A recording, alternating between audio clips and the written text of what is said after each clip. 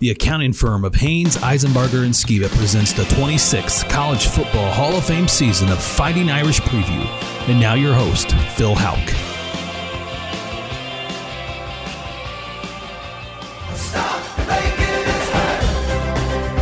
Yes, it hurts. As an obviously pained Marcus Freeman made clear last Saturday postgame. But they say if you're going to lose one, lose it early, and it's even better if it's to a pretty good football team, and that's what happened last Saturday. In fact, there are several examples over the last few decades where the Irish righted the ship after an early loss and went on to a great season. One time, they even won a national championship. In 2019, in Week 3, the Irish turned a tough 6-point loss to number 3 Georgia into an 11-2 record and a win in the Camping World Bowl. In 2017, coming off a disastrous 2016, the Irish fell to Georgia in Week 3, this time by just 1 point. The Irish went on to an outstanding rebound season of 10-3 that included a Citrus Bowl championship over LSU. In 1992, Lou Holtz was leading a team loaded with NFL talent, but the Irish tied Michigan in Week 2 and lost to Stanford in Week 5. They went on, however, to win everything else, including the Cotton Bowl, and finished 10-1-1 and ranked number 4 in the nation. And in 1977, Dan Devine's Irish were loaded. Ross Browner, Luther Bradley, Ken McAfee, Bob Golick, and Joe Montana. But the team faltered in Week 2 at unranked Mississippi, 20-13. But they turned things around and rolled through their next 9 contests, including a 49-19 stomping of number 5 USC in the famous green jersey game. The Irish then took out number 1 Texas in the Cotton Bowl and claimed the national championship. So sure, last week's loss to Ohio State was painful. Losses always are. But it doesn't mean the season is over. Not by a long shot. The Irish defense showed grit by holding the Buckeyes to their lowest point total since 2017, and we always knew the offense would be a work in progress. Early losses hurt, but there is plenty of evidence to indicate that an Irish win party is just about to start. Now, stay tuned for Fighting Irish Insight from America's foremost authority on Notre Dame football, Tim Priester, senior editor of IrishIllustrated.com. After these words from Haynes, Eisenbarger, and Skiba, Sheer McCulloch Auctioneers, and refreshing Coors Light, made to chill. This is Fighting Irish Preview. The University of Notre Dame exemplifies dedication to hard work, integrity, and personal values, which result in success in the classroom and on the football field. The professionals at Haynes, Eisenbarger, and Skiba, like Notre Dame, know the same dedication, and their experience and expertise provide peace of mind for you and your business. Tax planning, tax compliance, auditing, business valuation, and estate planning, the full-service accounting firm of Haynes, Eisenbarger, and Skiba, like the Irish, has what it takes to help you achieve success. Located in Fort Wayne near Jefferson Point, Haynes, Eisenbarger, and Skiba proudly supports Notre Dame football and congratulates all those who are a part of the greatest tradition in all of sports. Go Irish! That to-do list you have needs one more thing. Chill. It's an easy thing to do.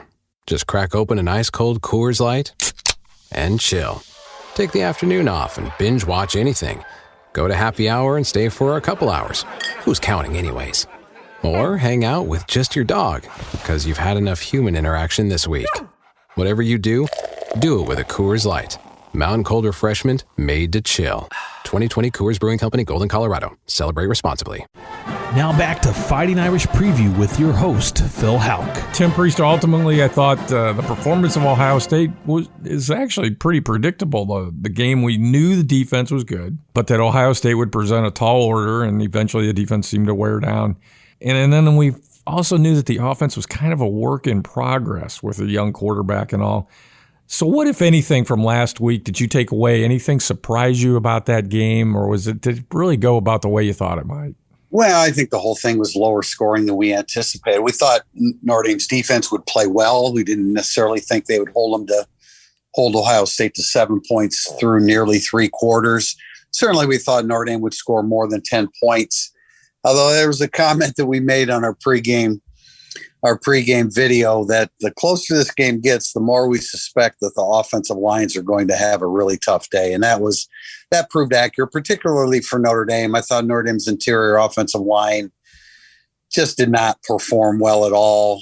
There's a lot of talk about play calling, those kind of things. It's very difficult to establish anything offensively if your guard, center guard aren't being real productive. So, I think we thought Notre Dame's defense is going to be good, and that was proven to be correct. The Notre Dame offense is still a work in progress, maybe a little bit more than anticipated. Well, you already went right where I wanted to go next, so let's talk a little bit more about it, and that's the offensive line, and specifically, how much did this line miss Jarrett Patterson? I think quite a bit. There's no way of measuring for sure, but a veteran like Jarrett Patterson, who, by the way, has yet to start a game at guard, and there's a good chance that he will this weekend. But him being next to Corral would make a difference. Corral was just kind of flailing around a little bit at times, and it just maybe the moment seemed a little big for him because I know he's capable of playing better football than that. Josh Lugg, however, in his 6th year, does have issues about moving his feet. That was the issue again against Ohio State. I thought Andrew Kristofic at left guard probably played the best or, was the most effective of the three. But it's difficult to get anything going consistently without the offensive line being cohesive. Patterson should be back this week, and that should help. Well, what do you think Harry Heastan had to say to Josh Lugg about that performance by him and his seeming inability to move his feet? Yeah, I'm sure he wasn't real happy with that. And sometimes you get that in an opener. You can't expect to beat Ohio State at Ohio State if you perform like that. I thought Tyler Buckner, you probably want to get into talking about Tyler Buckner. I'm jumping the gun here, but I thought Tyler Buckner, all things considered, did a pretty decent job. I think 8 for 8 starting the game is a bit surprising. I think 2 for 10 is not reflective necessarily on him, but just the inability to keep the pass rush off of him, and then for the wideouts to get clear. Well, on Buckner, let's go ahead and go there. As you said, 10 of 18 in total, 177 yards for the game. Those are pretty solid numbers. The most solid number, though, of course, I think, is no interceptions. Marcus Freeman commented that he's got a quarterback. He's confident of that now. I'm not there yet. I'm saying I haven't seen enough. I think that's Marcus maybe building his quarterback's confidence. What are your thoughts on that, Tim? Are you convinced Tyler Buckner's the guy? No, I mean, he's the guy as far as the 2022 roster, although I know Drew Pine would come in and probably do a solid job, but no, he's a long way from a finished product, and that's not what Marcus Freeman said. And I agree with you, Phil, that I think that was a way of building him up. And he did do some good things. He did protect the football. He took a couple shots that last year he would have fumbled on, and he didn't this year. No turnovers is small consolation compared to some of the other things that they weren't able to do offensively, so to speak. But if you don't protect the football, you're not winning by 3 points near the end of the third quarter when Ohio State finally takes the lead. So I think there's something to be said for that. He was accurate early. He did need the help with some spectacular catches by Michael Mayer and Braden Lindsey and Matt Salerno. But I think all things considered, that's a pretty darn good first start. I think he's got a chance, now that he has that under his belt, to settle in a little bit and start the game with confidence, although it certainly looked like he started the game prepared and confident in his abilities. Yeah, and you just love the no interceptions thing. But I think he will settle in, particularly this week. He'll have a chance to do that, and in the next few weeks. I want to see him throw some short stuff. So I want to see him throw some screen passes, though, and get that part of the game involved. And then I'll start to be convinced, because I think that'll help open everything else up. Running backs, Tim, nobody stood out really. 76 yards on 30 carries. That sounded a lot like the Fiesta Bowl only slightly better than the Fiesta Bowl back in January. Audric Estime showed up. I thought he showed some pop in the first half, but he ended up with just 24 yards on 9 carries. Tim, was this a running back problem, a blocking problem, or an Ohio State problem? I would say more blocking in Ohio State. I mean, Chris Tyree has never really established himself as a front running back. So that still needs to happen. Logan Diggs, I think they wanted to ease him into the season coming off the shoulder injury. There was some concern that he might not be ready, through the month of September. So they got a little bit out of him. We'll probably see a little bit more. And Estime, he scored, as we were joking during the week, he scored the first and the last touchdown of the day for Notre Dame. But I thought he did some good things. He didn't have a whole lot of room to run. And again, without that cohesion up front, it's pretty difficult to blame the running backs for what happened. And I give, you have to give Ohio State's defense a lot of credit. Jim Knowles runs a tricky kind of defense. Notre Dame had trouble with that along the offensive line and never were able to really establish a running game. Yeah, absolutely. Credit where credit is due. Jim Knowles seems to have a little bit of a spell on us, but we won't see him for some time. Moving on to the receiving core, Michael Mayer, 8 catches. He looks like he'll be the security blanket probably all season long that we thought he would be. But how'd the other wide receivers perform? Lorenzo Styles, Braden Lindsey, you mentioned them earlier. They made some good catches. They both flashed. Neither had a big game, though, and they just weren't targeted very often. And where was Tobias Merriweather? Yeah, they both each, you're talking about Styles and Lindsey, they both each had a big play. Of course, Styles to open the game, the 54-yarder, and then Lindsey late in the game, the 32-yarder. Styles was only targeted once, and Lindsey was targeted 4 times. And I don't necessarily hold this against him, but that was the issue last year, that it just takes too many targets for Braden Lindsey to accumulate receptions. And we saw that again. As far as Tobias Merriweather, I think the best way to say this is that Merriweather, when he arrived on campus in June, really, really impressed them through the summer. Once they got into August and things got a little more complicated, his progress was slowed down. So I expect to see him this week. They have to get him involved. We're talking about freshman starting his career at Ohio State.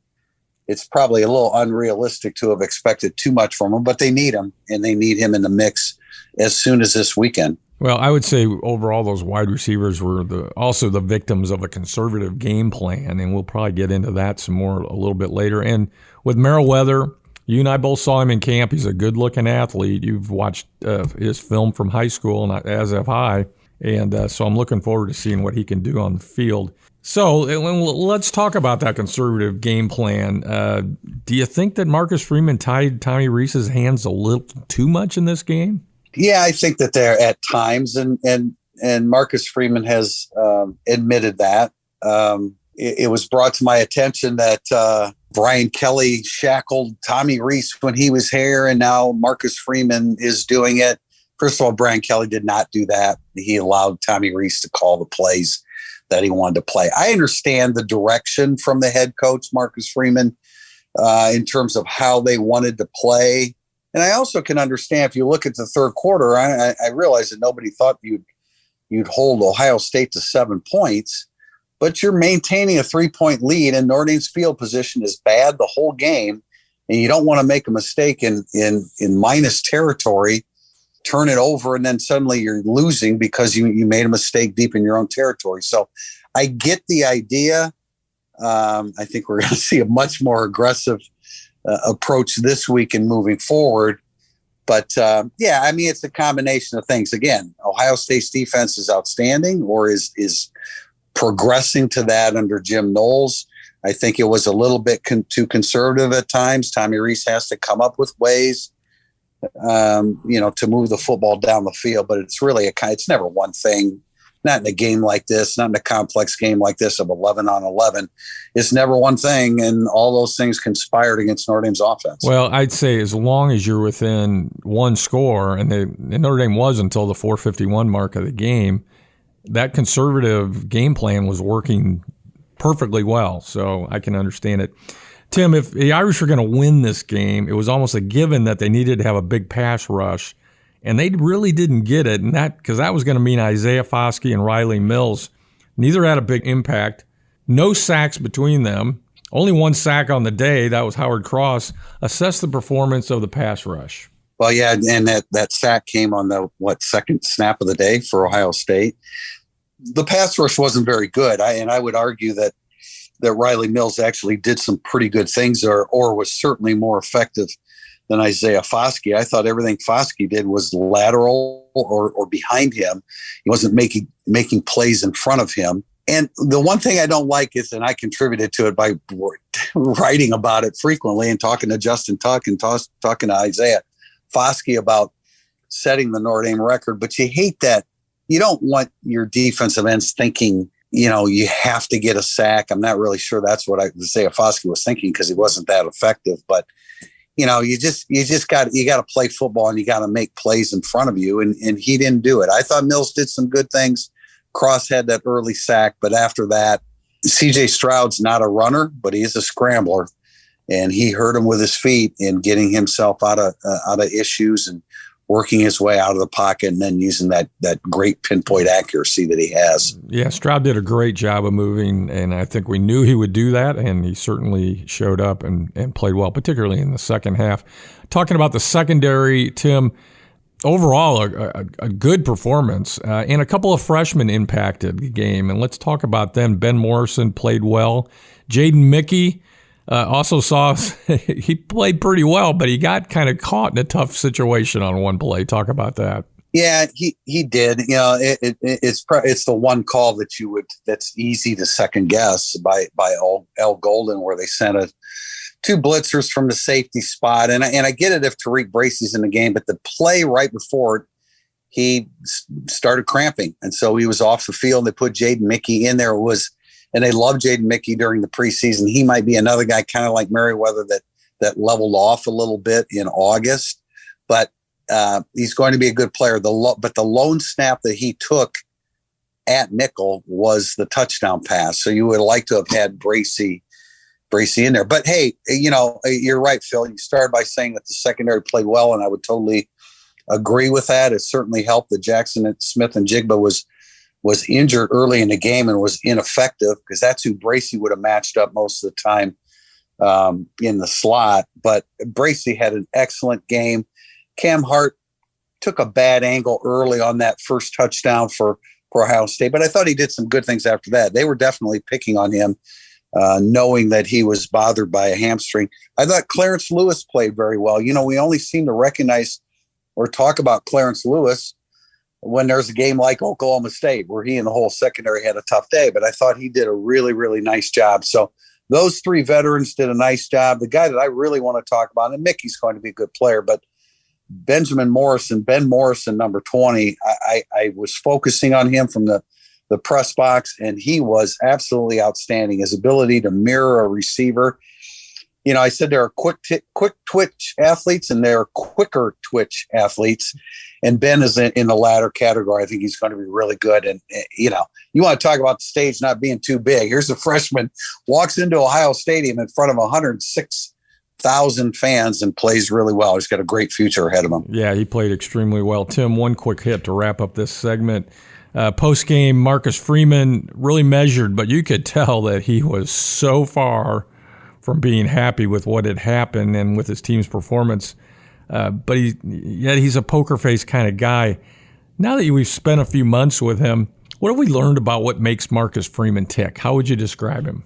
Well, he is ultra competitive, and that's part of what you're talking about, the way he looked after the game. He hates losing. I know he hated losing to his alma mater. And, part of it is that you invest so much of your preseason into winning that first game when you're playing an opponent of that magnitude. It tore him up. I don't think that he appreciated every question that was asked, including one by me regarding preserving the win, although he pretty much said that that's what they ended up doing. But he is a great, great competitor, and he'll bounce back. And that's why you're confident. I'm confident that they're going to bounce back and play really good football this weekend against Marshall. I agree, and I think the team's going to do it for him because they like playing for him and they want to get a win for him. Thanks, Tim. Coming up, it's the all-time Irish hero, key to an Irish victory, injury report, and the world-famous Irish Illustrated prediction. And during the break, it's the Fighting Irish Fact of the Week, brought to you by Ron Wise and the Wise Insurance Agency. This is the 370th edition of Fighting Irish Preview. This is Art Salzberg. I don't speak for a lot of companies, but Shearer McCulloch is a firm that provides a great and much-needed service. As Sharon and I get older, we've been thinking of moving, but frankly, the thought is somewhat overwhelming. That's where Shearer McCulloch comes in with a full-service plan that takes the pressure off. Listen to this. Shearer McCulloch will sell your house, auction the items you don't want to take, then pack everything else and move you. In sports terms, that's a blowout win. Shearer McCulloch uses an international auction platform to make sure your possessions are seen by the right buyers. They'll get top dollar for your special treasures. Shearer McCulloch is highly recommended by leading retirement communities and law firms, plus they're AAA with the Better Business Bureau. Call them at 441-8636. That's 441-8636. They'll make your moving experience easy and profitable. Shearer McCulloch. The Fighting Irish Fact of the Week is brought to you by our friends at the Wise Insurance Agency. Since Notre Dame Stadium opened in 1930, Irish head coaches are 12-3 in their stadium debuts. The three who lost were Elmer Layden in 1934, Lou Holtz in 1996, and Charlie Weiss in 2005. Call Ron Wise at the Wise Insurance Agency or go to thewiseinsuranceagency.com and get an auto or home quote in less than 5 minutes. That to-do list you have needs one more thing. Chill. Take the afternoon off and binge watch anything. Go to happy hour and stay for a couple hours. Whatever you do it with a Coors Light. Mountain cold refreshment made to chill. 2020 Coors Brewing Company, Golden, Colorado. Celebrate responsibly. Now back to Fighting Irish Preview with your host, Phil Houck. This is Fighting Irish Preview. The Irish take on the Marshall Thundering Herd in their home opener this week. TV coverage on NBC begins at 2:30 p.m. South Bend time. And it's now time for the all-time Irish hero, brought to you by the Marina at Lake Gage, Chris Craft, Mastercraft, and Premier Pontoons. New and previously owned, we share your boating passion. And this year we are focusing on the Fighting Irish quarterback since 1988. Last week, Tony Rice. This week, Rick Meyer. Rick Meyer grew up just a few miles down the road from South Bend in Goshen, Indiana. The son of a high school football coach, Meyer was born to play quarterback. In high school, his senior year, he threw for 3,973 yards and 30 touchdowns and earned several awards as the nation's best high school quarterback. Sought out by nearly every major program in the country, Meyer was truly on the fence between several big schools until he received a phone call from Notre Dame recruiting coordinator Vinny Serrato from the sidelines at kickoff of the Irish clash with West Virginia in the 1988 National Championship. That call really got Meyer's attention, and he made his choice to head to Notre Dame. He served one season as an understudy to last week's hero, Tony Rice, and then took the reins at the start of the 1990 season, led the Irish to a 9-3 season that included a berth in the Orange Bowl, where the Irish suffered a narrow 10-9 loss to number 1 Colorado. In 1991, Meyer really came into his own, throwing for 2,117 yards, 18 touchdown passes, and he ran for 306 yards and another 9 scores. The Irish that year went a disappointing 10-3, but pulled off a 39-28 win over number 3 Florida in the Sugar Bowl, in a game that Meyer played extremely well, completing 14-19, good for 2 touchdowns. In 1992, Meyer led the Irish to a 10-1-1 mark and tossed another 15 touchdown passes. That season included a memorable come-from-behind victory he engineered over Penn State in his last game in Notre Dame Stadium in the famous Snow Bowl. Meyer left Notre Dame as the all-time leader for touchdown passes with 41 and was second all-time in total offense, completions, and passing yards.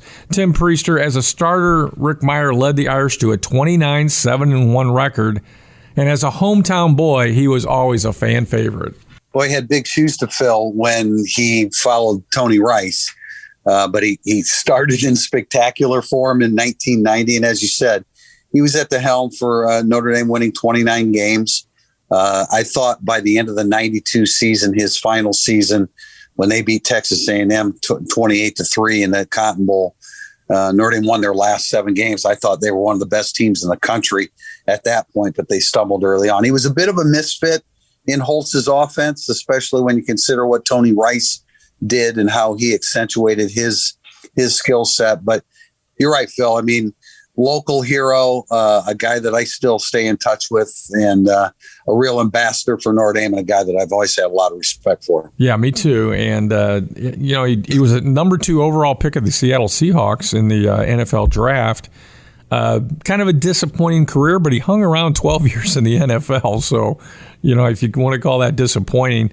And then after he retired from football, he started a very successful winery in Napa Valley called Mirror Winery. Rick Meyer, another Marine at Lake Gage all-time Irish hero. The Marine at Lake Gage, we love boats. And it's now time for the Aspen Mortgage Key to an Irish victory. A first ever opponent for the Fighting Irish, Marshall was 7-6 a year ago. Among their wins was a 49-7 romp over common opponent Navy. Last week, they had their way against FCS Norfolk State. 55-3, the Thundering Herd is led by second-year coach Charles Huff. Huff comes from the Nick Saban coaching tree, having served as the Alabama associate head coach and running backs coach in 2019 and 2020. At quarterback for the Herd will be Henry Columbi, a transfer from Texas Tech. Last week, he was 24 of 26 for 205 yards and 1 TD, and he also threw an interception.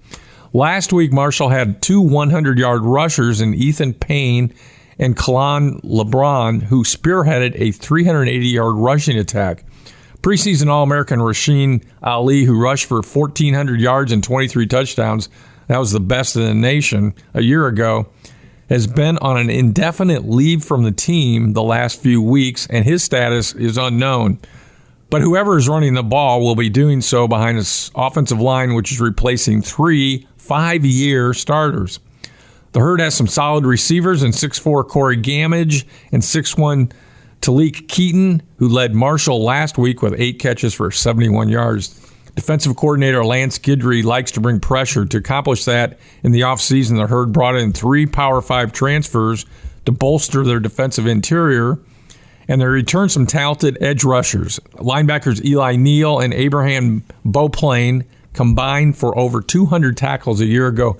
Marshall's been to bowl games in 10 of the last 12 years, 17 bowls in the last 24. They have a winning tradition, and they'll come into Notre Dame with a team that's used to winning.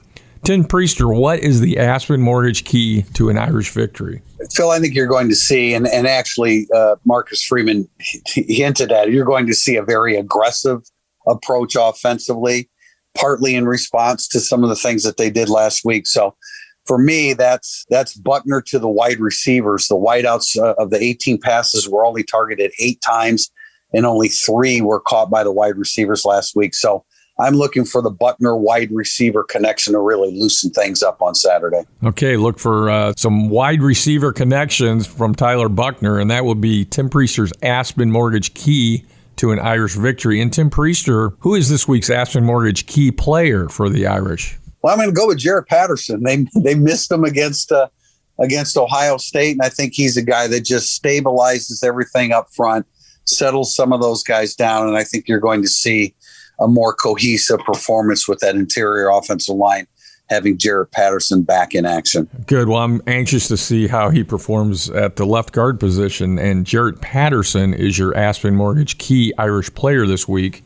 Aspen Mortgage, for all your mortgage needs, call 486-LOAN. And it's now time for the injury report, brought to you by Indiana Physical Therapy, your choice for physical therapy now with 22 Indiana locations. Tim, where do the Irish stand health-wise going into week 2? And obviously good news about Jarrett Patterson. Yeah, well, with Patterson back, that's all the injury under the wide receivers. We know about Avery Davis being out for the season. They're still trying to get Joe Wilkins Jr. back in action, but his foot surgery it was April 1st, and a Liz Frank injury, regardless of the size of the athlete, it's harder for a lineman to bounce back, but still for a receiver. And so I don't think he's ready. Deion Colsey, another young receiver, had a torn PCL. He's not 100%. So right now, it's still kind of a threadbare group, which is why we expect to see Tobias Merriweather this week. Okay, sounds good. The report really pretty positive. Thanks, Tim. That is the Indiana Physical Therapy Injury Report. And it's now time for the world-famous Irish Illustrated Prediction, brought to you by SES Environmental. Need help navigating environmental risk and with regulatory compliance? You need SES. Look them up at sesadvantage.com. Tim Priester, Vegas says the Irish by 20.5 points. What does America's foremost authority say? I think Marshall's going to have a really difficult time moving football against Notre Dame's defense, not just because Notre Dame played really well against Ohio State, but certainly that's included. But when you look, having watched some film of Marshall's offense, they have a new quarterback. The quarterback they had last year transferred to Virginia Tech. They brought in the Columbia kid from Texas Tech, and it wasn't because he wasn't playing at Texas Tech. It was because I think he felt like there was some young talent that was going to pass him by. So I don't think they're going to have the quarterback play that they need. They've got a nice group of wide receivers, but I don't think that's going to be enough against Notre Dame's defense. And then, again, the aggressive approach by Notre Dame offensively is going to pay dividends. I have a final score of 38-13 in favor of Notre Dame. ND 38, Marshall 13. That is Tim Priester's world-famous Irish Illustrated prediction. Tim, the Irish are just ready to have a little fun, and I think they want this one for their coach. The Irish are better at nearly every position, and I think they're going to show it. Notre Dame 41, Marshall 14 is my prediction. Thanks, Tim. Thanks, Phil. Go Irish, and thanks for listening to Fighting Irish Preview. Special thanks to Jim Shovelin, Brett Rump, Art Salzberg, and studio producer Adam Schenkel. For more Fighting Irish Preview, check out fightingirishpreview.com and also listen to and subscribe to our podcast, available on all podcast platforms. Fighting Irish Preview is the copyrighted property of Judge Phil Productions. Podcasts by Federated Media.